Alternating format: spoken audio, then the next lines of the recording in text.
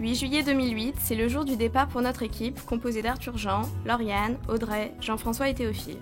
Nous avons 18 ou 19 ans et sommes compagnons dans le mouvement des Scouts et Guides de France. Notre voyage sera long. Après une quinzaine d'heures de vol, nous arrivons sur l'île de Madagascar, située au sud de l'Afrique, dans l'océan Indien. Nous rejoignons ensuite en taxi-brousse, puis en tracteur, le petit village d'Ambata-Menaloa, situé à environ 150 km de la capitale, Antananarivo. Nous avons amassé de l'argent toute l'année pour financer notre voyage et surtout un projet solidaire que nous avons mené avec des scouts de Madagascar. Il s'agit de construire une école primaire composée d'une grande salle de classe et d'une bibliothèque qui accueillera une cinquantaine d'élèves. À notre arrivée, nous sommes accueillis par des hordes d'enfants. Le chef du village nous présente aux villageois et explique notre rôle, puis nous sommes conviés à un repas de bienvenue. Au menu, du riz, base de l'alimentation malgache, de la viande de zébu et du coca. Nous avons été logés dans la belle maison des invités. Les gens sont pauvres mais s'entraident, il n'y a ni eau potable ni électricité, toutefois le village est bien tenu.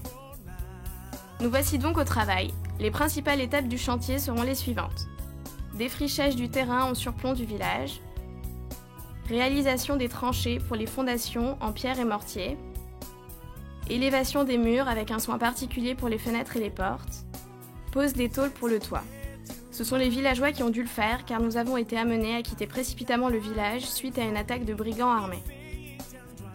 Les techniques de construction sont traditionnelles. Le chantier a été d'abord béni avec du rhum. Le ciment aussi a été remplacé par du mortier, ce qui est du sable, de la terre et de l'eau. Les villageois nous ont aidés, ainsi que les femmes et les enfants. Ceux-ci semblaient étonnés de voir des blancs travailler pour eux alors qu'ils savaient le faire. Travailler avec l'équipe scout de Tana a été formidable. Nous avons bien échangé avec eux. Ils nous ont permis de mieux comprendre la culture malgache et aussi de communiquer avec la population. En effet, tout le monde ne parle pas le français.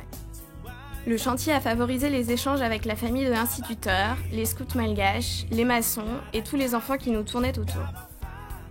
La chose la plus difficile à comprendre dans la mentalité malgache est que ceux-ci ne sont jamais pressés, tout prend toujours plus de temps que prévu.